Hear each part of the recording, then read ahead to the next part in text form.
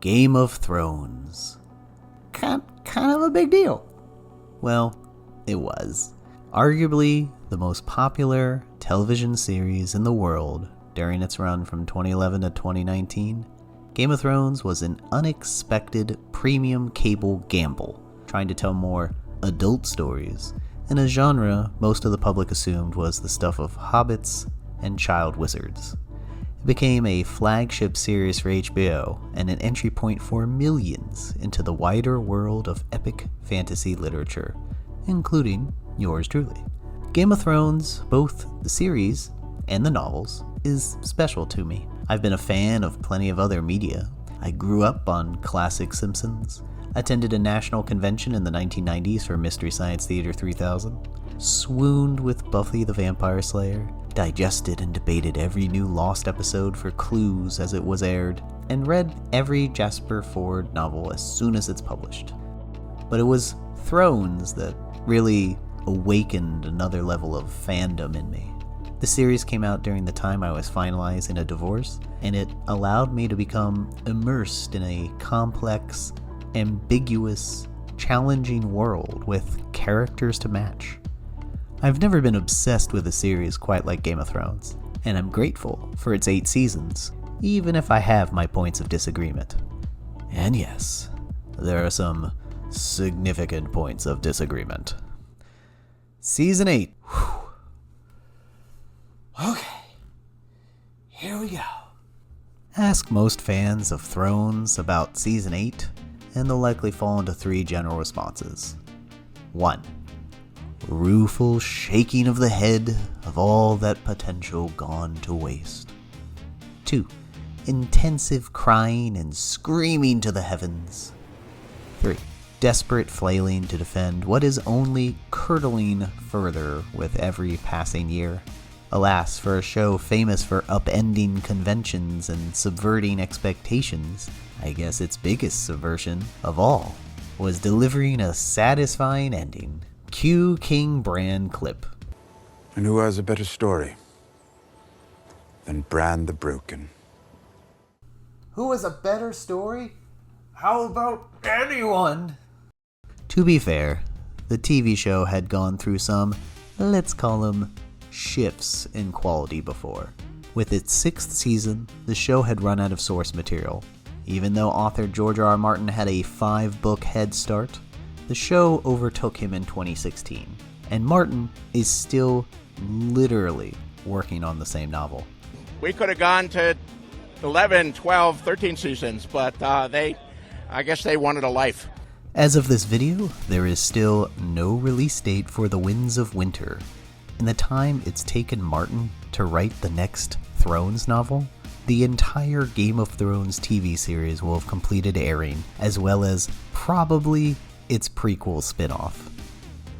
How the do you write so many books so fast? It's reminiscent of when the Full Metal Alchemist show outpaced the manga and had to create its own back half of stories.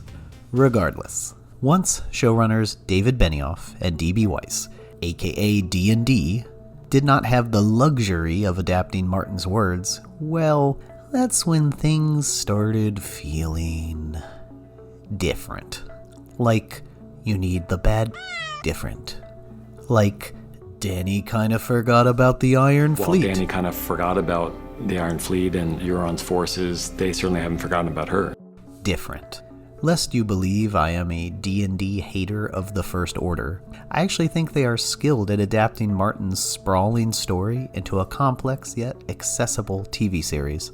They made smart choices and found interesting ways to enhance the story and actually improved it at points, like the candid Season 1 conversation between Cersei and King Robert about their marriage. I can't even remember what she looked like. I only know she was the one thing I ever wanted. Someone took her away from me. And 7 kingdoms couldn't fill the hole she left behind. I felt something for you once, you know. I know. Even after we lost our first boy. For quite a while, actually.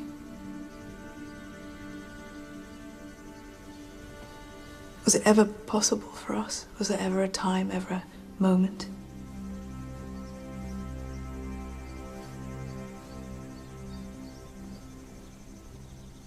No.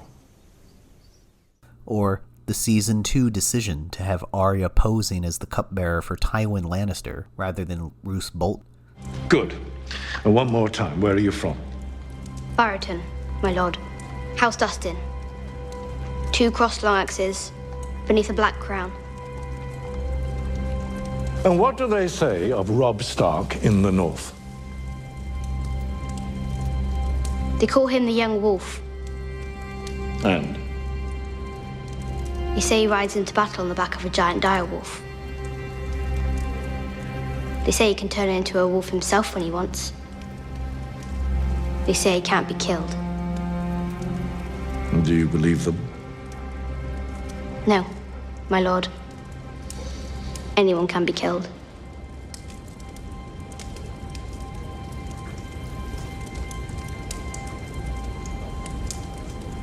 Fetch that water. Despite the internet's insistence, these guys are not hacks, which makes the steep decline in quality even more puzzling and maddening.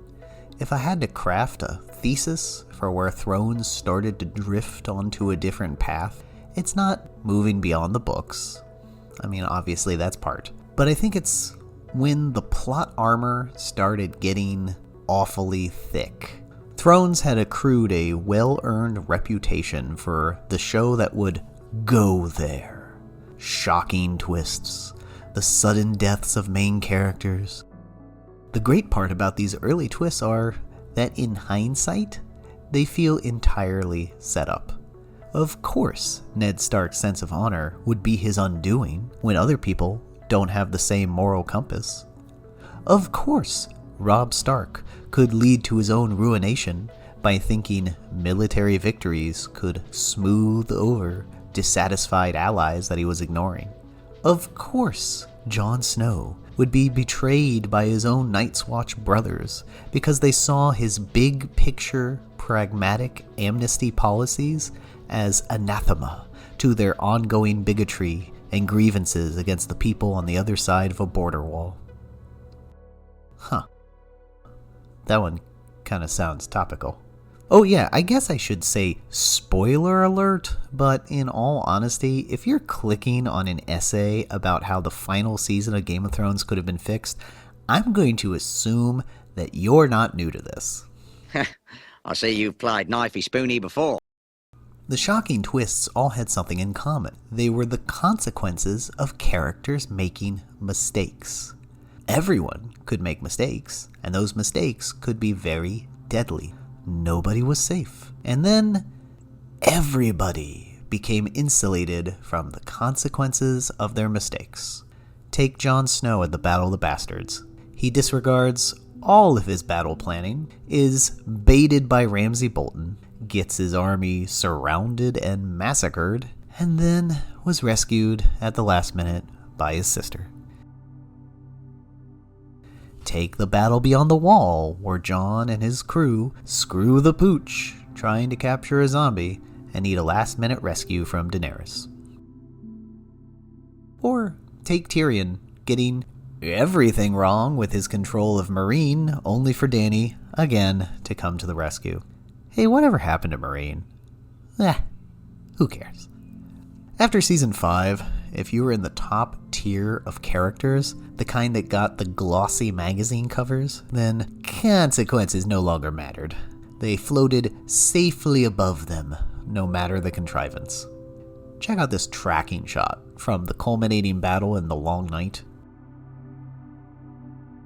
Every one of these characters should be dead. But they survive because the plot armor is so thick at this point that not even light can penetrate.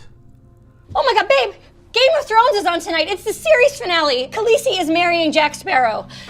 Oh god, that show has really gone off the rails. Look, it makes sense if you've read the books. There's been a million essays written on the epic decline of Game of Thrones, so I decided to try something different, rather than become another complaint in a chorus of naysayers. I began thinking, what if? What if Season 8 could have been saved even with what Season 8 began with? For this creative exercise, I'm going to take every episode prior to the Battle of Winterfell as canon. So from the series premiere Winter is Coming, all the way until Season 8's second episode, A Night of the Seven Kingdoms. That's 69 total episodes that I'm using as a prelude. I'm going to keep everything from those 69 episodes, yes, even that. That's the joke. Because I want to try and see if I can come up with a more satisfying, or I think fitting conclusion with the exact same story pieces available to the showrunners.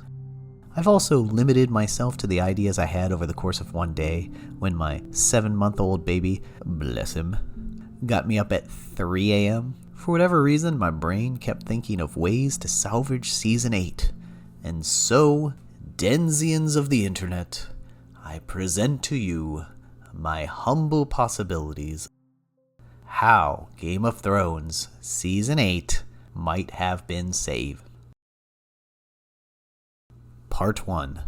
The White Walkers. The third episode of Season 8 is a big, culminating confrontation between the armies of the dead and the armies of the living, something that has been teased ever since the literal opening minutes of the show. While the elite of Westeros have been squabbling over the Iron Throne, a bigger threat was amassing. And yet, given the final confrontation, it feels like the White Walkers weren't the bigger threat at all. In the long night, the army of the dead is defeated for good, and thus begins the season's anticlimaxes. I could spend an entire pedantic doctoral thesis on the idiocy of the plan to thwart the White Walkers, but I'll try and keep it as brief as possible. So here you go, in rapid succession, Cinema Sin style, the faults of the plan to defend Winterfell from the army of the dead. 1. Dothraki charge. Sending the Dothraki cavalry out first alone and beyond the protection of the castle's defenses to charge to their near-certain deaths. 2. No artillery. Not firing catapults and artillery against the upcoming army to break them up. 3. One trench. Having a single trench to stop the dead from marching to the castle rather than dozens of trenches and obstacles to break up their forces or split them off. 4. Bad signal. The single trench will be lit on fire, but the signal will also be fire, which might be hard to see considering that the Night King has the power to summon stormy weather. Might be hard to see the signal light in a necromancy-induced blizzard, guys. She can't see us. 5. Bad dragon use. The dragons are responsible for lighting the trench on fire, but are stationed far, far, far away from the action. You know, the creatures that breathe fire on command, and fire being one of the only things that will kill the dead. They should be doing constant fly-by blazing, just constant fire everywhere. 6. Assumptions. If the Night King is a walking self-destruct button, why would you expect that the White Walkers would even send him into the fight? If that's true, he'll never expose himself. Yes, he will. He'll come for me. Could he not sit back and let his numbers win out? With every casualty from the Winterfell side, the Night King gains a new soldier. Now, granted, he did indeed walk into the fight because this man has swagger. Look at that smile. He's enjoyed himself. 7. Bad protection. Knowing that Bran is the highest priority target for the Night King, rather than protecting the living's biggest strategic asset behind wall after wall of security like some kind of super bank, he's just out in the open with some dudes. We'll put you in the crypt where it's safest. No. We need to lure him into the open before his army destroys us all. Well, they got bows and arrows though, so he'll be fine. It's not a big deal. 8. Waste of Bran. Bran has the ability to see through time, and yet they don't use this as an advantage.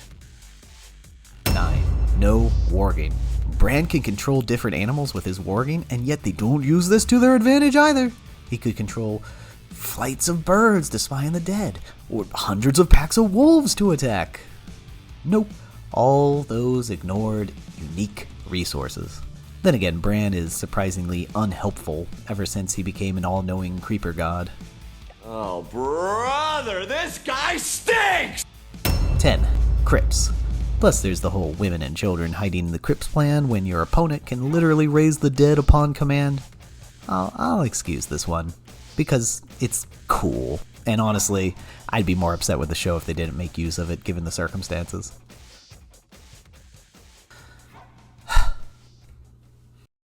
If it weren't for Arya and an unseen trampoline, the whole battle would have been a disaster. So, this is my easiest fix. Let it be a disaster. Let them lose. The characters lose the Battle of Winterfell and have to flee south for their lives. And, oh yeah, Sam dies. Because? Why not? What does he provide from here out anyway?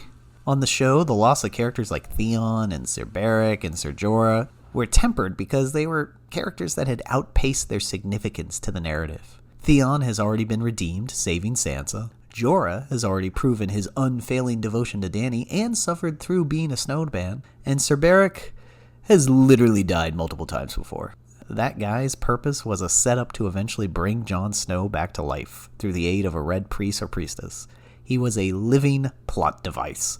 So to see him die in battle is something akin to, oh no, not that guy? If we're really adding to the tragedy of the loss, let's lose the kindest character possible. Let's have Samwell Tarly die in our darkest hour. Note, this isn't a joke about the lighting conditions from this notoriously dim episode, but it might as well be. Prepare for the most epic battle of all time that nobody will see because it's too dark, and we'll say it's because they have bad TVs.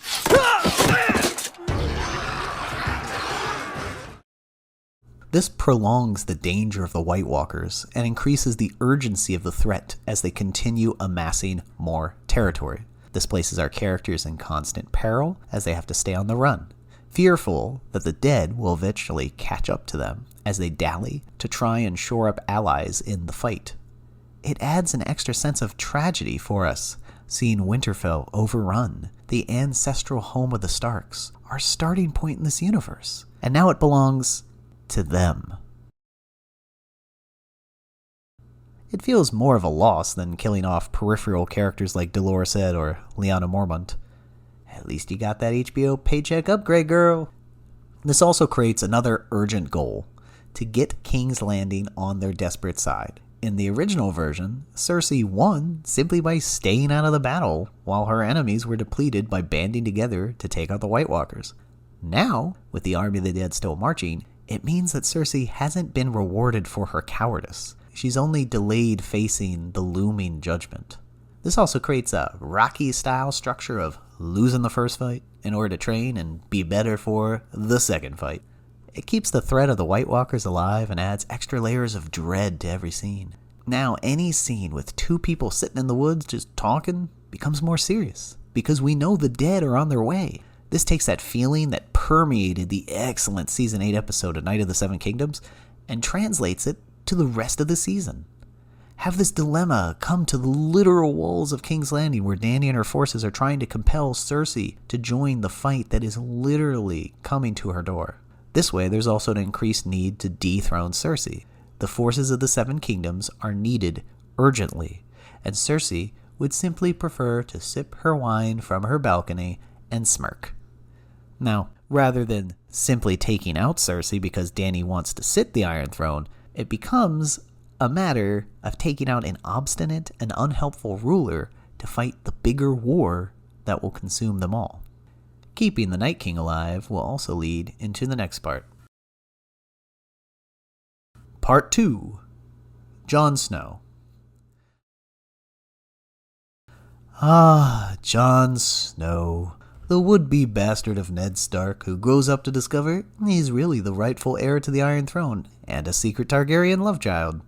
From the beginning, Jon has been a fan favorite, a noble man trying to do his best in a very imperfect world.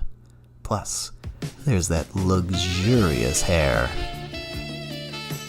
It was a great shock for many when it appeared that Jon had been killed in the Season 5 finale.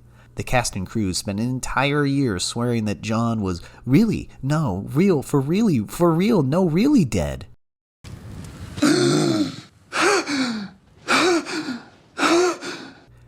Those lying liars. Sure, he was dead, but would he remain dead?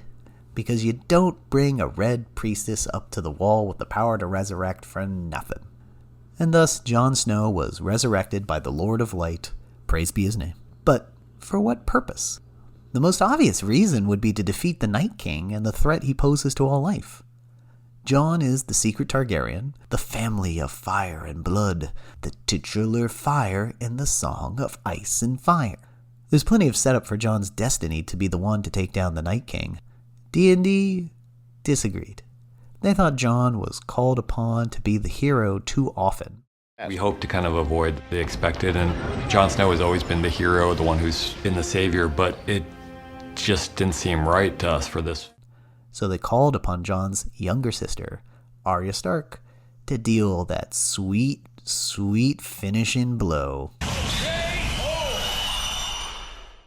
It makes sense in some regard because she was trained by faceless ninjas for extreme murdering situations. Game of Thrones was known for subverting expectations, so it should be fitting that we expected Jon to be the hero to vanquish the White Walkers, and ultimately, it was someone else. Right? Well, yes and no. Subversion is not always the smartest storytelling move. Let's take, for instance, Breaking Bad, arguably the other biggest era-defining TV series of the 2010s. Some fans were left underwhelmed by the finale because it was, gasp, predictable. Walter White, again, years old spoilers ahead, makes use of the high-powered gun in his trunk, takes out a bunch of neo-Nazi punks, and rescues Jesse from their imprisonment before dying amidst the chemistry machinery of his infamy and ego. Credits. This was set up earlier in the season by showrunner Vince Gilligan and his writers, establishing the gun in the trunk and other details that would lead up to this moment. It's about setups and payoffs. If, instead, Walter White trips over a rake, the gun falls out of his hands, and then it shoots him in the head before he could exact his vengeance and free Jesse. Well, that would be subverting expectations.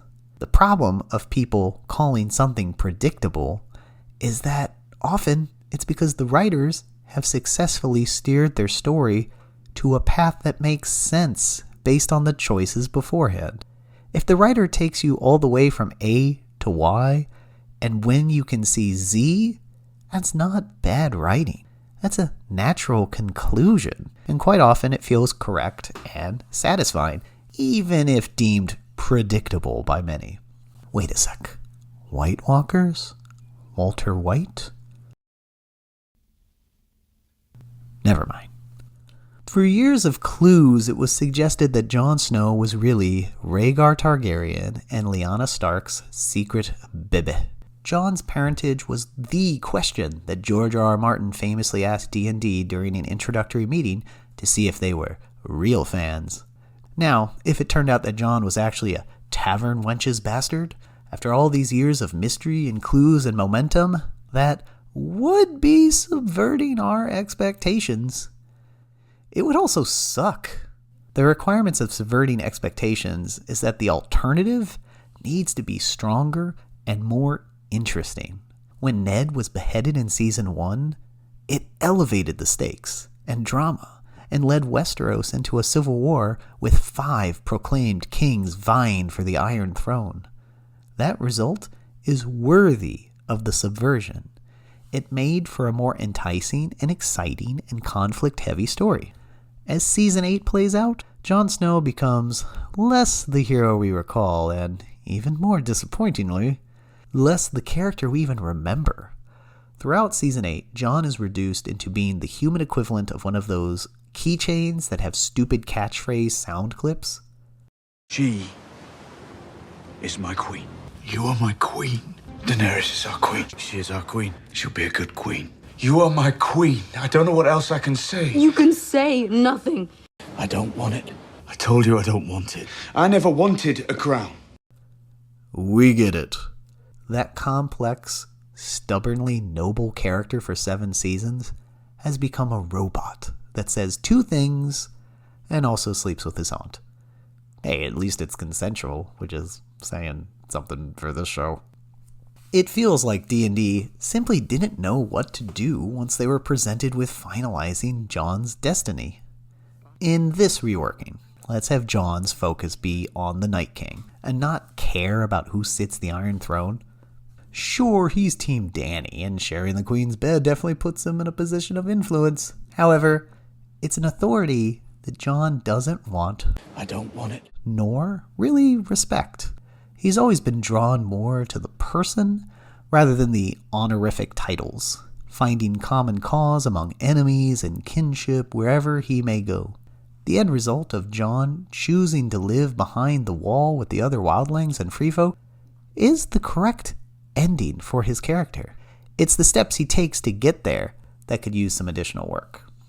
Now that the army of the dead is following on the heels of the hasty Winterfell retreat, Jon is more agitated about being pulled into the debate over who has the best claim to the Iron Throne. As long as the Night King lives, Jon's only focus is on this threat. He promises Dany that, to secure her claim, once the Night King is defeated, he'll retreat back north, beyond the wall, and not meddle in the affairs of Westeros. He's done with the politicking, the short-sighted scrambles for power, and the whole feudal system of injustice. As he marches further south to flee from the White Walkers, he sees more examples of how people behave during moments when the rules break down, and it horrifies him. While the Dany and Jon romance was a major building block for Season 7, it's placed in a crucible once word leaks of his parentage. Thanks a lot, Sam. Rip. Jon's declaration shows he has no desire to challenge her claim, and perhaps it's out of love for her, perhaps it's out of a belief that she would make a better ruler, or perhaps it's mostly just Jon sick of all the Westerosi bullshit and wanting to peace out for good.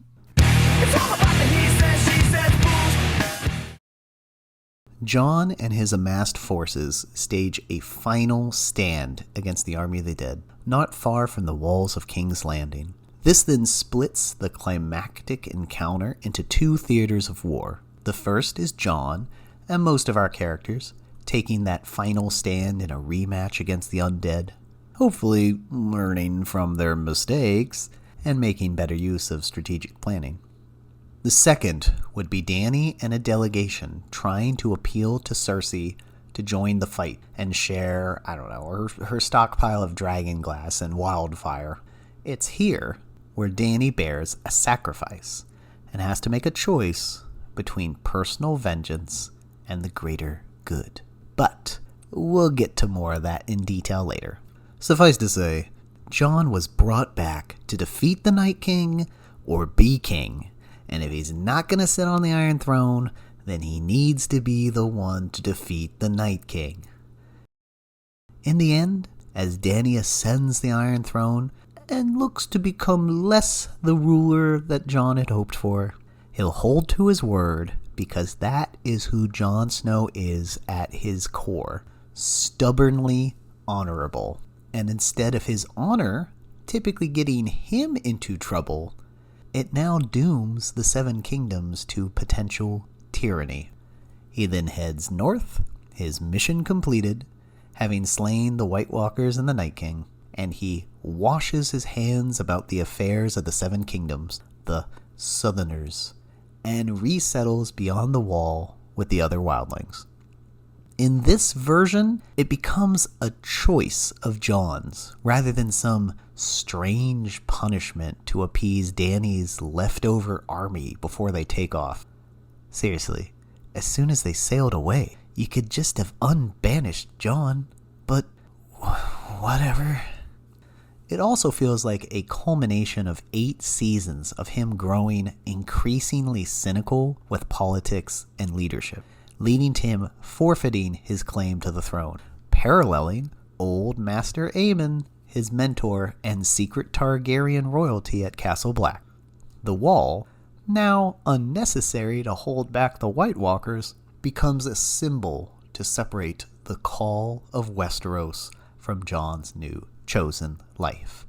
It's not exile, it's an escape. There is a tacit examination of what is honor, holding to one's oath versus the suffering of the many, a point Jaime Lannister was repeatedly pilloried over. This is Jon finally foregoing a larger sense of duty and sacrifice to pursue a life that he desires. He doesn't want to be king. He just wants to live a quiet life, something he hasn't been allowed to pursue with his big destiny pulling him into the larger conflict. It's an ending that feels less arbitrary and allows Jon agency and determination that all power corrupts. Speaking of men shirking their duty, that brings us to the next part. Part 3. Jaime Lannister. Oh, my poor Jaime Lannister. Look how they massacred my boy. Jaime has one of the best character arcs in the entire show. He begins as the fantasy equivalent of Prince Charming mixed with Johnny Lawrence. Karate Kid era, not Cobra Kai era. He's this stuck-up, rich kid who everyone thinks has a cushy life, but what he really yearns for is, well, his twin sister Cersei. Our introduction to this character is literally him pushing a child out a window, and by the middle of the series, there were millions that would die for this man.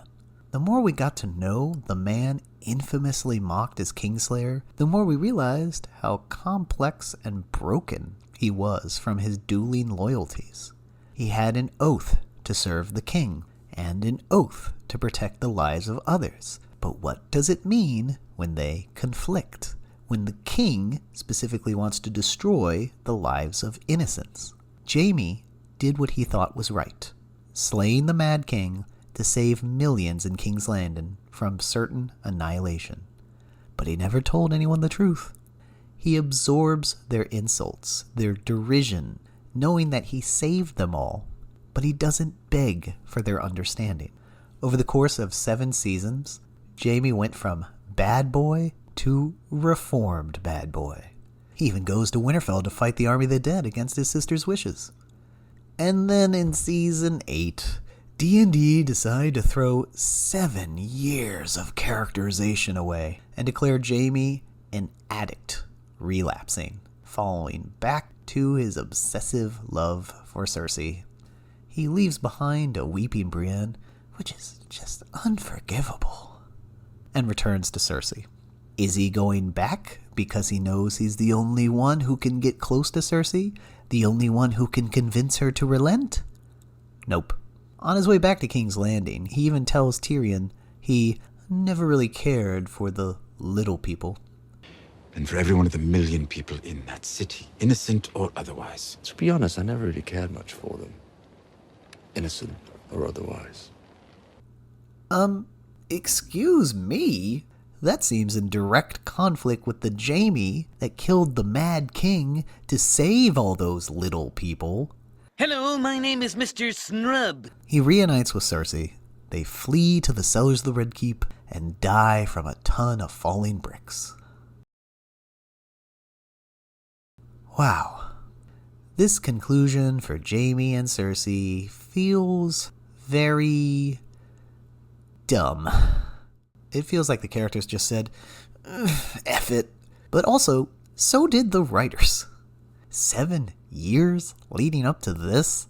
Well, they certainly subverted our expectations, gang. I'll give them that. But was this a fitting ending for two of the most important characters on the show? No, God! No, God, please, no! No! No! No! So, Jaime being compelled to return to Cersei is a solid choice, but it needs more layering, specifically his motivation. Rather than simply retreating back to a toxic relationship he knows isn't good for him, Jaime's reason for going back is more pragmatic.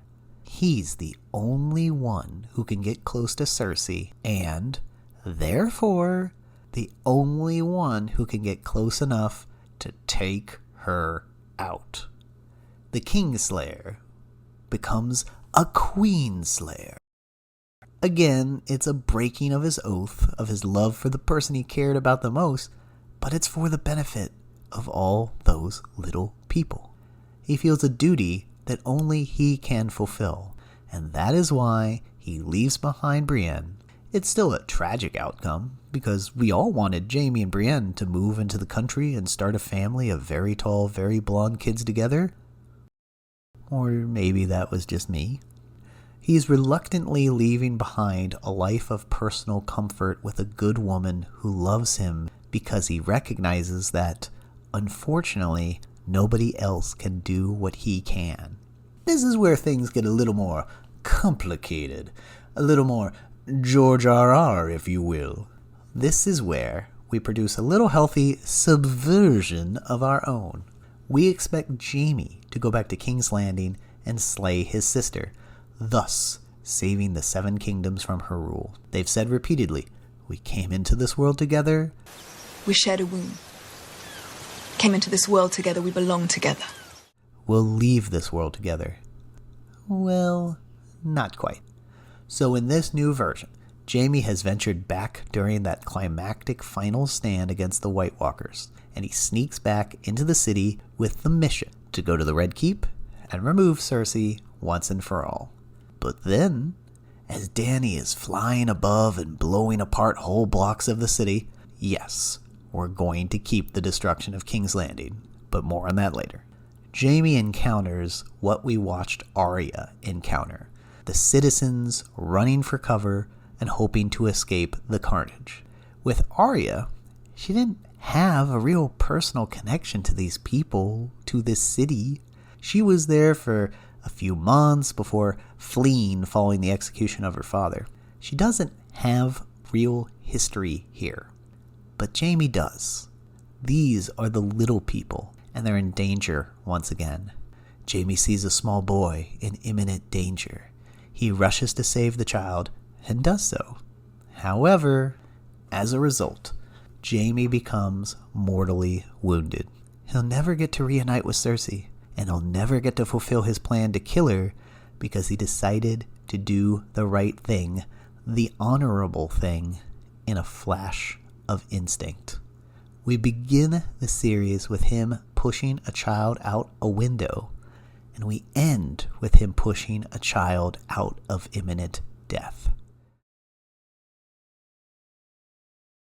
He leans against a decrepit home, taking in the destruction, and smiles wryly, because Jaime Lannister, Kingslayer, gave his life to save a little nobody.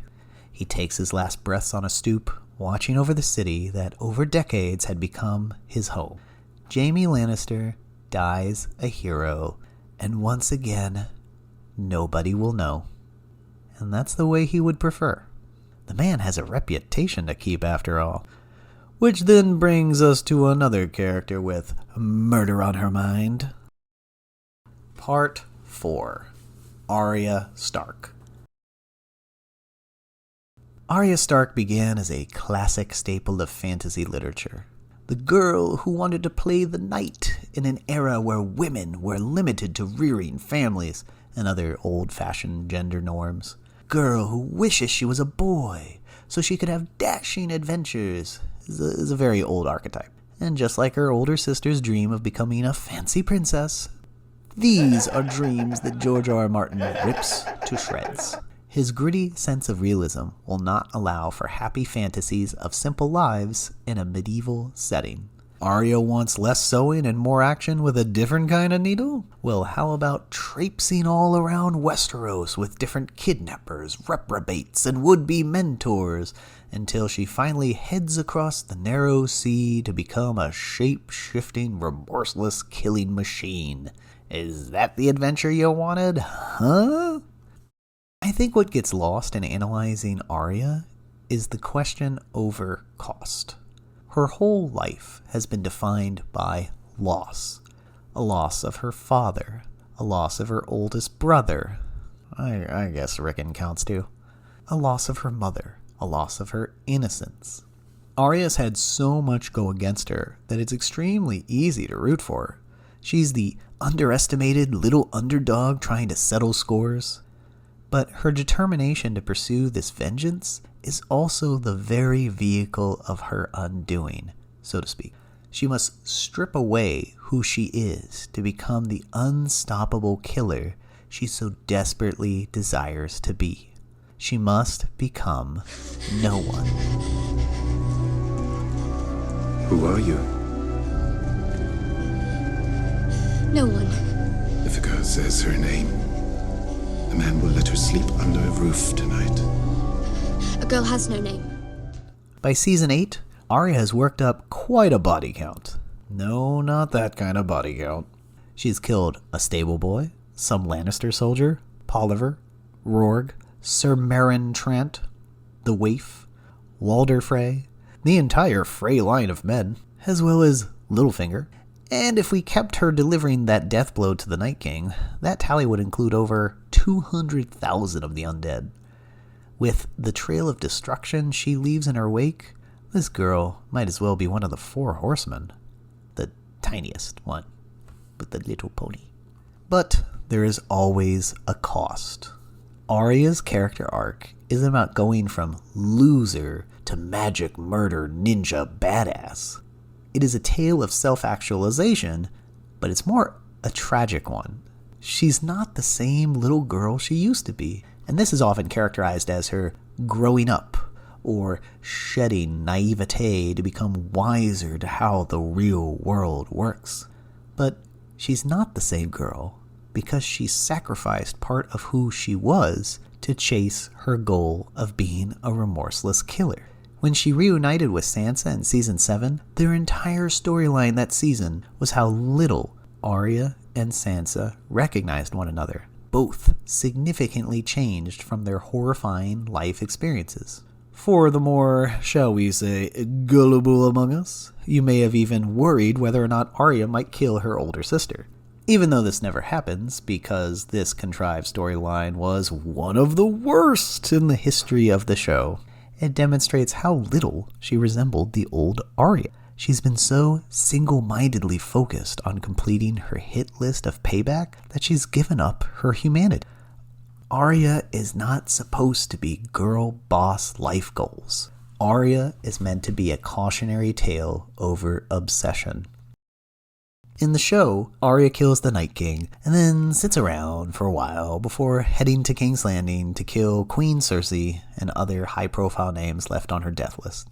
During the destruction of the city, the Hound stops her and says, "Hey, kid, don't be like me. Don't let your vengeance consume you." And then Arya responds like, "Okie dokie," and turns back, takes a few wrong turns in town, and then leaves on a white horse. Did you forget about the horse? I forgot about the horse. She forgot about the horse. It's a very forgettable horse. Okay. She serves on the new Great Council where she elects Bran king. Nepotism much? And then decides to sail west of Westeros to have more sexy weekly adventures on the high seas. This has always read false to me. Why would Arya fall back when she was so close to snuffing out Cersei Lannister? Why, at this time, does she listen to Sandor Clegane to learn the value of forgiveness? It feels arbitrary and a life lesson that this Arya would reject. This Arya has already made her mark. She's a cold-blooded killer, and the pleas of another father figure wouldn't really dissuade her from her goal. So, let's keep Arya on her same path to cross off that biggest name on her list. She arrives at the same time with King's Landing under assault and separates from the Hound. She is presented with a similar choice as Jaime, to help the townspeople under fire or to ignore their peril and pursue her personal vengeance. She is as single-minded as the later seasons. Unlike Jaime in this version, she actively ignores people crying out for help, people she could potentially save, because they don't matter to her. In her calculus, these people are already dead, and her intervention is pointless. What only matters is killing Cersei. And that's when she comes across the dying body of Jaime Lannister. Maybe they even share a moment before he passes. Though this Arya would not be given to sentiment or forgiveness. She watches Jaime die and then sees opportunity. That's right, folks. Arya Stark is going to wear the face of Jaime Lannister as she goes all faceless man one more time. With this path, Arya still follows a tragic arc of the real cost of vengeance, and Jaime, in an ironic fashion, does succeed in killing Cersei. It just might not be exactly him twisting the knife, but it is his visage.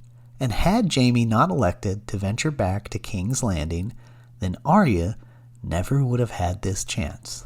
This way, we can play out the story we thought we would get, with Jaime returning to his sister only to kill her, except now we know it's really Arya completing the action with the unexpected assist from Jaime Lannister. Teamwork.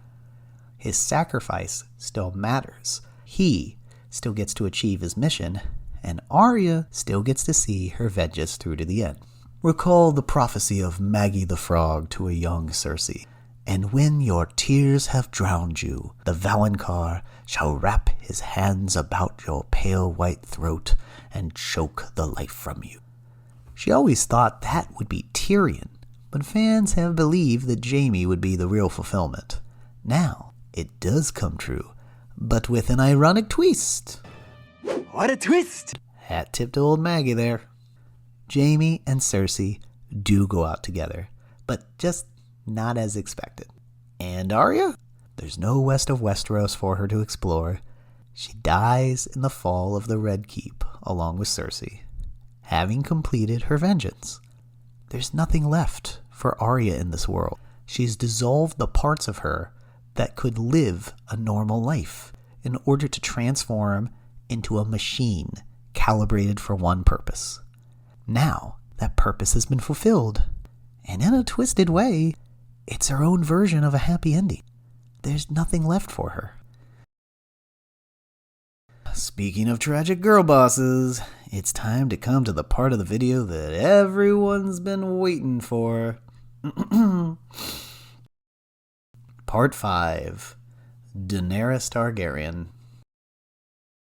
As soon as you saw the essay title, you knew there would be significant words spilled about Queen Daenerys Stormborn of the House Targaryen, the first of her name, Queen of the Andals, the Rhonar of the First Men, Lady of the Seven Kingdoms, Protector of the Realm, Lady of Dragonstone, Queen of Meereen, Khaleesi of the Great Grass Sea, the Unburnt Breaker of Chains, and Mother of Dragons. Oh, yes, words are what we have in abundance here. Poor Emilia Clarke, having to put on a brave face with all the pre-season promotional interviews where she has to be cheery and supportive. And are you happy with how things ended? When she knows her character is going to become a war crime maniac. Best season ever! Can I go now? She even said that after first reading of that fateful heel turn in the script, that she went for a walk and wandered her neighborhood for hours and a days, just trying to make sense of her character's choices. It's an actor's job to crack open their character and try and find a rationale for who they are, to find a truth that works for their character, even if that is in direct opposition with objective reality. The fact that Emilia Clarke was gobsmacked by this development Best season ever! is a great sign that maybe, just maybe, it wasn't properly set up by the writing of the previous 7 seasons. Obviously, the writers know their characters well, or should, but actors are on a different level because they live as that person. And if their alarm bells are going off, maybe that indicates something is missing or not making sense or, bare minimum, needs further work to work. Many may argue that Dany was established as ruthless beforehand, murdering scores of people without flinching. That is true. However, you need to examine the context of these other past incidents. She did not intervene when her husband murdered her brother Viserys, but he threatened to kill her unborn child, and let's be honest, Viserys was a twat. She set fire to the other khals in Vise Dothrak, but that was to eliminate a group of scowling jerks who were planning to assault her. She executed Lord Randall Tarley and his eldest son, but only after they forced her by refusing to bend the knee, fully knowing the fiery consequences of their pride. I wouldn't say she's acting like the Mad King because it's rational. She's giving them a choice and they choose not to bend the knee to her, and she accepts that choice and she does exactly what she told them she'd do. You know, from her standpoint, she's not acting insane in any way. She's just being tough, which is what she needs to be to win. Dracarys.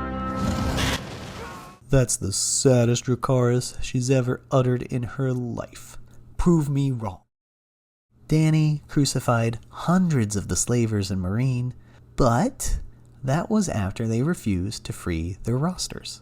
Sure, not every slaver was pure evil, just like not every Frey male was probably on that pregnant stabby level of evil, but mitigating the degrees of evil and culpability in an inherently corrupting institution, that sounds the same as, well, some of those Confederate plantation owners weren't so bad to their slaves. But they also didn't have to be slavers. With all the examples the Dany haters raise about her being rash or cruel or vindictive, there is further context that provides more clear rationalization. Dany didn't intentionally murder the innocent, and when she found out that her dragons had scorched one little shepherd boy, just one, she was so aghast that she locked them up in a tomb. Those are her babies, and she locked them away after one innocent child became dragon food. If all she was about was blind, righteous vengeance, she didn't have to stick around in Meereen for 3 long seasons trying to govern a new society.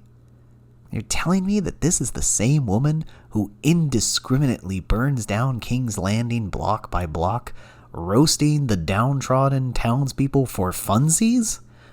For spite? No, sir, I don't like it. I don't buy it.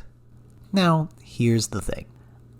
I actually think this ending point for Dany can make sense.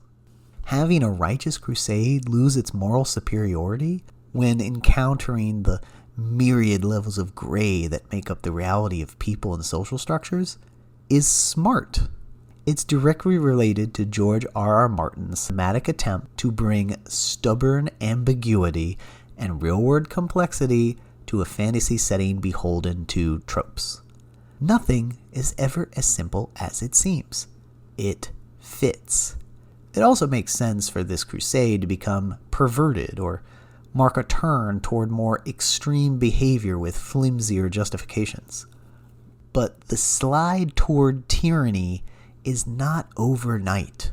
For 8 seasons, Dany has been driven by what she believes is her birthright as the last living Targaryen, to sit the Iron Throne and rule. She wants that pointy chair so much, she can feel the butt pain. When she discovers the truth about Jon Snow's parentage, Dany isn't freaked out that she's been banging her nephew. Targaryens have long believed you keep it in the family. She's not worried that this development will affect the romantic relationship. She's worried that he has the better claim. And even if he defers, I don't want it. The small folk may preferably view Jon Snow as one of them, a man raised by Ned Stark as his own, a bastard who became the Lord Commander of the Night's Watch, the hero who was resurrected for greatness, the man who warned Westeros early about the war with the dead, and of course, there's that hair, that luxurious hair. Compared to a foreign conqueror with scary dragons who also happens to be a girl, it's easy to understand Dany's paranoia that she'd lose the Westerosi popular vote to her nephew.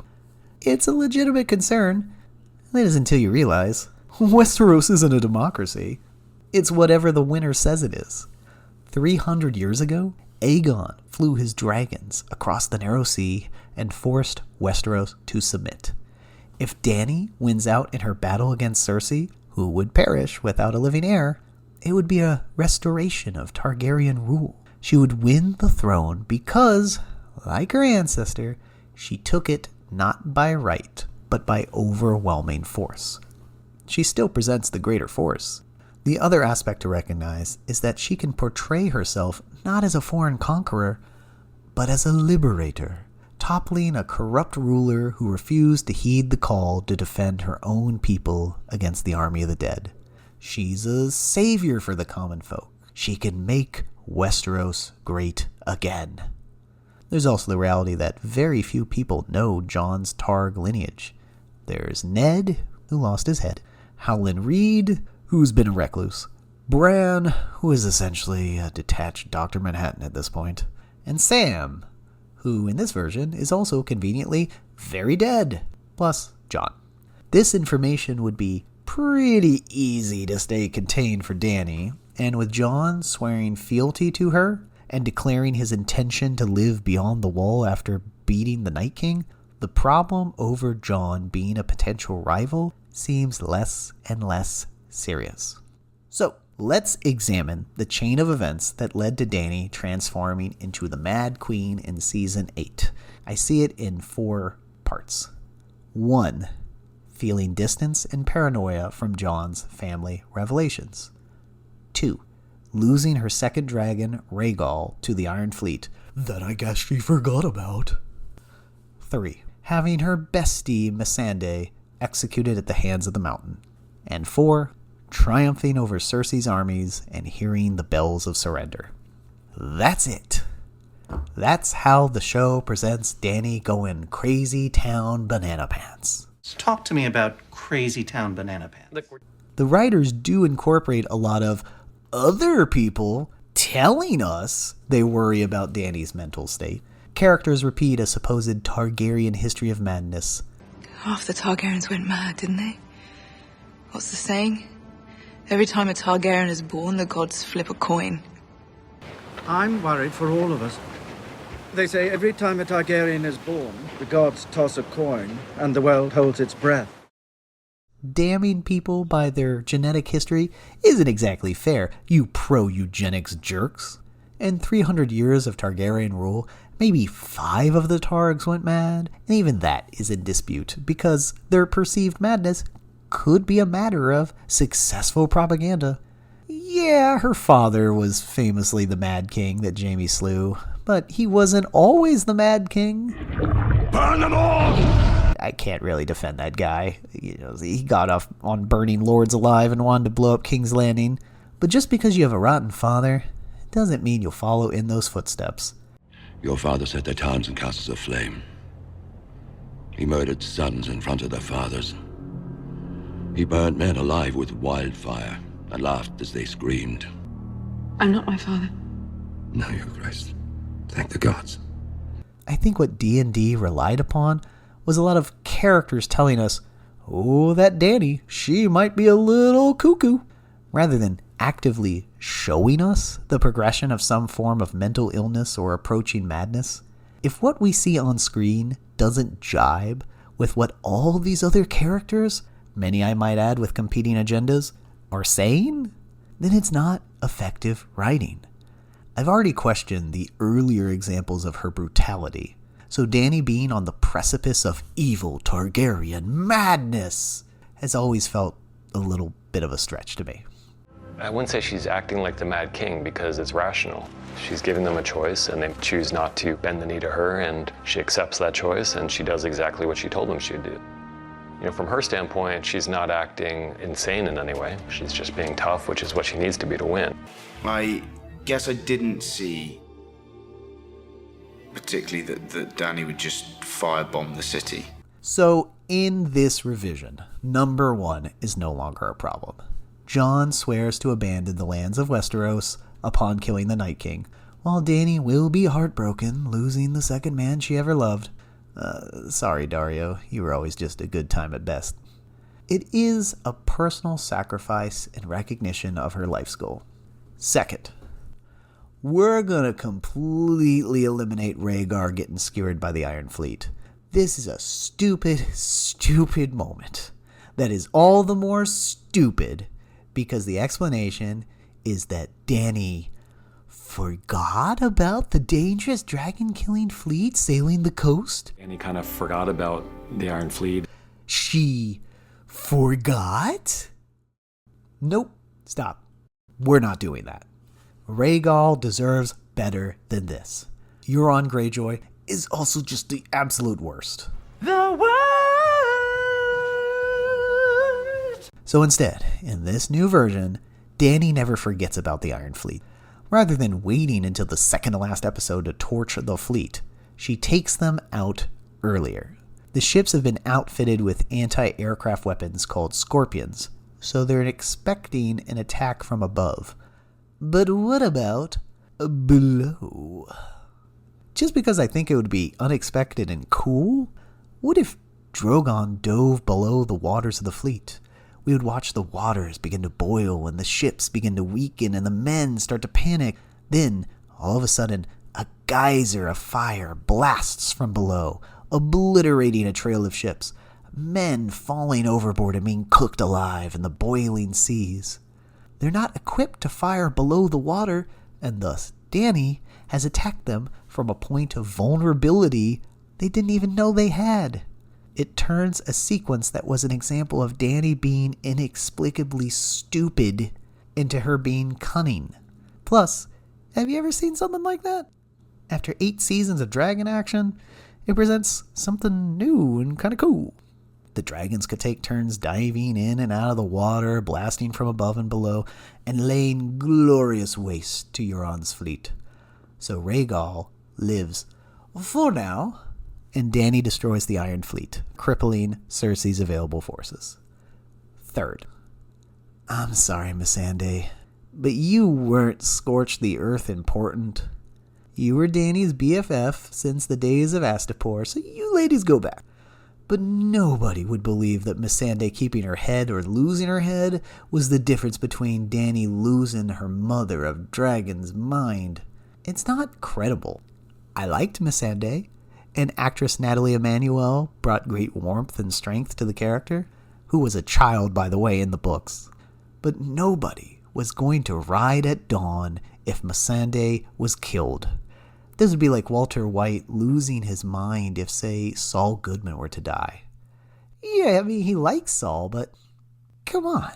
Let's not go nuts here. Speaking of, lastly, Dany finally defeats the forces of the Lannisters and the Golden Company and, upon hearing the bells of surrender, decides that surrender just isn't good enough. Rather than going straight for the Red Keep and targeting Cersei, Dany steers Drogon all over King's Landing, going all in with the genocide. I guess in the moment where it appears victory is hers, she takes stock of all she's lost and declares that the people of King's Landing must pay for the crime of having no say or ability to stop Cersei. I guess. From there, she gives her "let's take this liberation show on the road" speech, and Jon Snow realizes, whoopsie. I made a huge tiny mistake. Jon then stabs Dany in the heart to spare everyone from her Madness World Tour. Oh, and then Drogon chooses not to incinerate the man who murdered his mommy, but, recognizing symbolism, instead melts the Iron Throne. Take that, you dumb symbol of man's hubris. So let's rework this in a manner that might make more sense with those previous 70 episodes. Dany still has 2 dragons now. Missandei can be alive or dead. She can be taking a nap somewhere. I'm not really factoring her in. And the war against the dead that Cersei was hiding from has now come to the doorstep of King's Landing and is unavoidable. Jon Snow is leading the allied forces in one final stand. It is here where, in the middle of the battle, Dany flies off to secure assistance from the capital city. Their stockpile of dragonglass or wildfire, so something necessary to turn the fight. She's trying to appeal to Cersei, who still refuses to budge on her plan of callous inaction. And upon flying back to help Jon, that's when it happens. That's when Cersei, out of spite, out of opportunism, out of sheer hatred, fires the scorpions along the perimeter. One of those spears guts our poor Rhaegal, sending him crashing to the ground, dead. This is Dany's turning point. Not Missandei dying, not the bells. It's losing one of her babies, one of the 3 dragons left in existence. Now there's only one. Viserion was killed by supernatural forces, but Rhaegal is killed not by some superior force, but an inferior one, a petty human. Cersei not only dishonorably attacks Dany after Dany declines to attack her, she's actively sabotaging the war effort, taking out one of the best weapons against the army of the dead. Cersei's spiteful strike could possibly doom all mankind to zombiedom. This is where Dany looks back and forth and has to decide, does she return to the bigger fight to help Westeros, or does she turn around and pursue personal vengeance? And that's when Dany says, F this B. She then rides Drogon directly to the Red Keep to turn it to ash. Now, in the ensuing episodes, Cersei has been planning for a large-scale siege or invasion. She wasn't just sitting atop her balcony and sipping her wine. Well, she was doing that. But she was also planning contingencies. Cersei knows that she's going to be the biggest target for her enemies. So she takes a page out of none other than Saddam Hussein's playbook. She invades Kuwait. No. She curates a series of Cersei lookalikes, perhaps taking advantage of the economic hardships of King's Landing during a planned siege. Young women could volunteer to become Cersei doubles to better secure meager food resources for their family. With the undead invading from the north, Westeros would be awash in refugees seeking shelter, and King's Landing, being the capital, would be a major destination for its size and a belief that if anywhere might keep them safe, it would be here. There's an influx of people, a strain on resources, and shortages on food and good because of the devastation from the undead to the systems of commerce and agriculture. The people beg the crown for aid and security, and Cersei ignores their pleas. The people are struggling, so this presents a scenario where dozens of women agree to pose as Cersei doubles, fully knowing the peril. So, when Drogon reaches the Red Keep, that's when Cersei unleashes her doubles contingency. The terrified young women in blonde bobs dash through the gates of the Red Keep, each looking identical, especially from above. Dany wants to kill Cersei, but the present question is which of these panicky women running for their lives is Cersei? Dany's hatred for this woman is all-consuming, and the threat Cersei poses to the security of the realm is real, and so Dany makes a conscious choice. For the greater good, she has to eliminate every one of these Cerseis in order to guarantee that she'll eliminate the real one. Burn them all! She flies after the first blonde Cersei double and ignites her, catching several of the King's Landing citizens as unfortunate collateral damage. She then flies back above and spots the next Cersei double blocks away and blasts the street with fire, crisping the woman and many others along with her. This is how you get the burning of King's Landing without breaking Dany's established characterization. We've seen her act with extreme violence when she felt it was necessary, and taking out Cersei by any means is necessary. Instead of indiscriminately killing innocent civilians because she was just angry and sore, now her destruction of the city is targeted toward taking out Cersei and ensuring she is gone for good. She's not deliberately targeting the small folk, but making the calculus that whatever innocence might get snuffed is an acceptable loss in the name of finally eliminating the real Cersei. And of course, none of these Cerseis desperately running through the winding streets will be the real Cersei. It's a ruse to buy her time to escape. The real Cersei will be running through the levels of the Red Keep to some form of an escape vessel. That's where she comes across Jaime. And in that moment, her fears of annihilation are put on hold. She's overcome with emotion, seeing the love of her life return to her in her biggest time of need. They came into this world together. They belong together. And after a brief, tearful embrace and words of comfort, that's when Jaime's hands move from Cersei's body to around her neck, and he starts squeezing the life out of her. And as the light leaves her eyes, the last image she sees is Arya Stark grinning once she removes the Lannister mask. Afterwards, the Red Keep can collapse and kill Arya. Look, I kept the falling bricks. Are you happy, D&D? And from there, you have Jon defeating the Night King and then assessing the destruction caused by Dany. She is crowned the new Queen of the Realm, but with some significant collateral damage that she would argue had to be done. She regrets the loss of life, but in the bigger scheme of things, sacrifices will be made for progress. There is a hint of her coarsening, less the happy liberator and more an entrenched monarch, willing to use the trappings of power for whatever purpose deemed necessary. She makes grand proclamations about what Westeros needs to do to ensure it never falls prey again to people like Cersei, or a force like the White Walkers.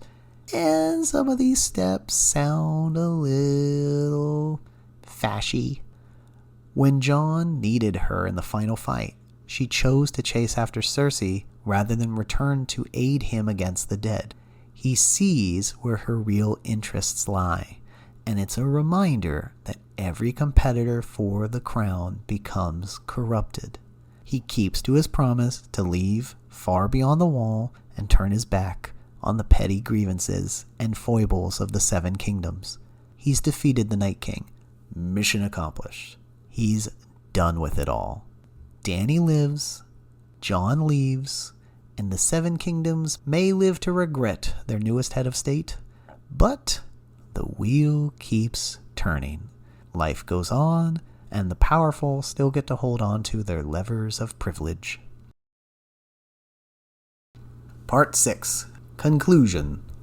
I couldn't let you go without asking you a little question about Game of Thrones. Sure. If you could describe the season finale of Game of Thrones in one word, how would you describe it? Disappointing.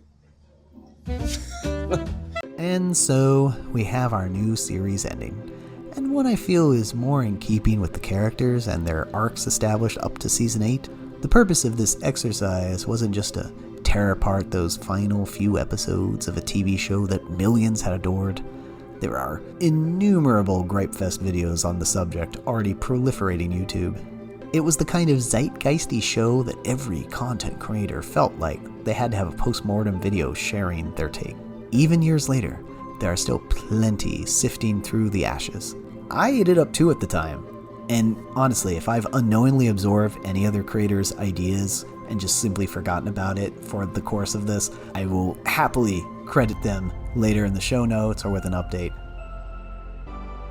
The disappointment felt by many has come to define the show, fair or not. Through this exercise, I wanted to explore whether or not improved endings could be had with less creative heavy lifting. The pieces were actually there all along. They just need a little more development, a little different arrangement, and the conclusion could have felt so much more fitting and fulfilling for the fans. It's George R.R. Martin's purview to blend irony with turns that still feel in keeping with his characters. I believe that these new endings achieve that aim better. Arya concludes her tragic arc as a single-minded assassin with an unexpected assist from Jaime. Jaime concludes his redemption arc with his mission accomplished after death by Arya. Jon fulfills his arc of saving humanity while also possibly dooming the Seven Kingdoms by holding to his code of honor once again. Dany attains the Iron Throne, but cracks are forming that she won't necessarily be the just leader she has always envisioned herself to be. It's the beginning of tyranny, not the warp speed jump to a mad queen. It was a jump to conclusions, Matt. You see, it would be this mat that you would put on the floor and would have different conclusions written on it that you could jump to.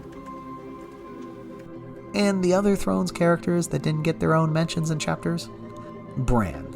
He's not the king, never becomes the king, and instead takes his place as the new three-eyed raven, literally forming with the heart tree in Winterfell and leaving behind his humanity to evolve into a weird, all-seeing, immortal tree creature guy. And definitely not king, never. Sansa. Having her be the Lady of the North is fitting, with all her brothers and her sister dead or abandoning their titles. With Dany alive and reigning, I doubt Sansa would openly declare the North as an independent nation, but perhaps we lay the seeds of her longer-term decision, leaving everyone with the understanding that conflict will arise in the future, most certainly if and when Sansa decides to secede. Tyrion. He's the smartest man in Westeros, or at least he was until season 5. Ever since, every idea he's come up has been awful. He hitched his wagon to Dany, and he will stay that way. He serves as her hand of the queen, but it's not quite the position he had hoped for. He's trying to temper her darker impulses and feels trapped in order to help best mitigate the gradual descent of Dany. Wonder what the topical parallel for that would be. You're stuck now, Tyrion. No more time to whore it up and drink wine. The realm needs you, half-man. Davos. He's become an ambassador to the free cities for the new queen. Maybe he even passes along some helpful advice about the best smuggling routes too. Brienne. Commander of the Queen's Guard, and still writes the rest of Jaime's story in the record books. That's nice. Let's keep that. Sam. Still dead.